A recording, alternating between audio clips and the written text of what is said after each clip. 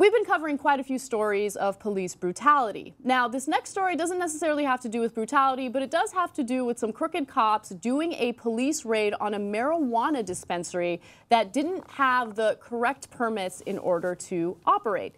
Now, this happened in Orange County. The police raided the establishment, and what they didn't know is that even though they took down the cameras that were visible to them, there were some hidden cameras, and the surveillance caught them doing and saying things that are questionable, to say the least. Take a look.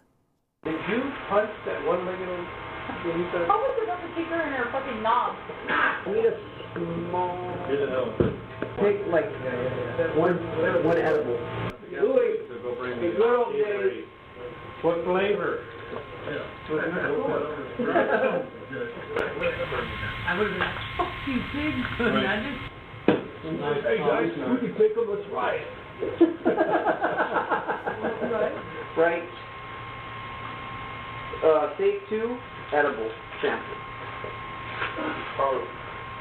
Go through edible sample. All right, so a few things to point out there. In the beginning, when they're referring to kicking someone in their nub, they're referring to a marijuana activist who was actually there as the raid was happening, and she's an amputee. So keeping it classy, Santa Ana police.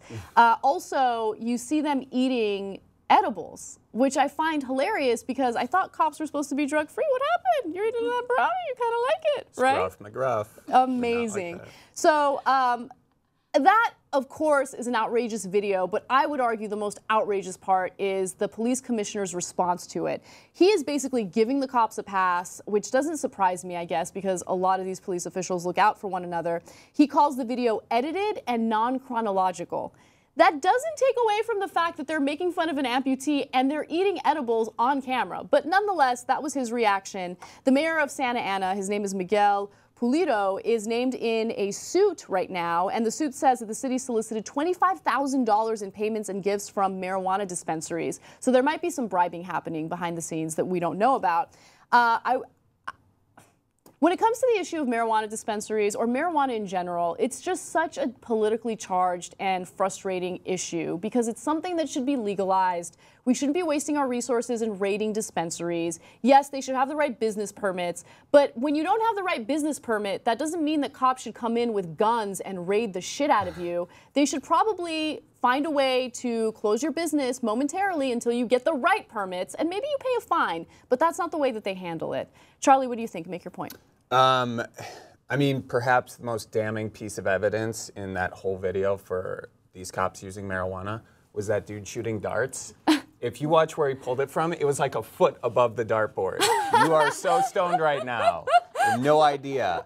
Of all the police videos we've seen this year, this is 213 on the list of shitty things police have done. That's actually true, yes. But I mean, that says something. When you consider all the people, unarmed people who've been shot and killed by police, I mean, Tamir Rice is the one that stands out the most. 12-year-old playing with a toy gun gets shot within 2 seconds of police arriving. I mean, when you think of a video like that, this dispensary video seems ridiculous, but it's still a pretty big issue. Becca, what do you think? Make your point.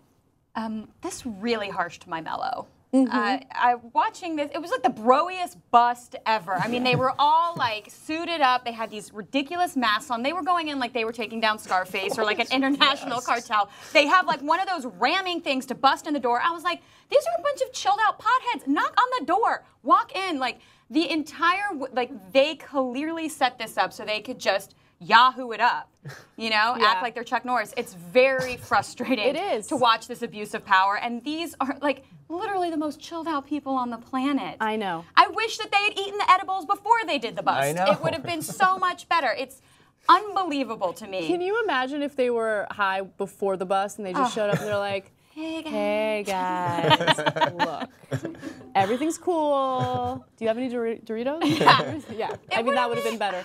Well, here's the question for the story, and I think this is a pretty juicy one. You guys better be honest. What law would you break if you knew that there were no consequences for breaking that law? Charlie? The only thing I could think of, I mean, I thought of a lot of laws I would want to break, but one would be like, you know those guys who jump off buildings and pull the parachute? What are they called? Oh, base jumpers. Simple name, should have known it. That looks like so much fun. And if I were good enough to do it, if no consequences means that I wouldn't die, that's the law I would want to break. All right. Is that a law, though? Yeah, it's a law. You can't do it. Oh, you can't do base jumping? No. Is this a free country or not? I don't know. You have to, question that I think you have to have sometimes. permits to do it. Like, I you know, see. you could put together like a whole production, but like people just like to climb up in buildings and jump off, and they get in trouble. Okay, Yeah, fair yeah. enough. Becca, what about you? Sex in public.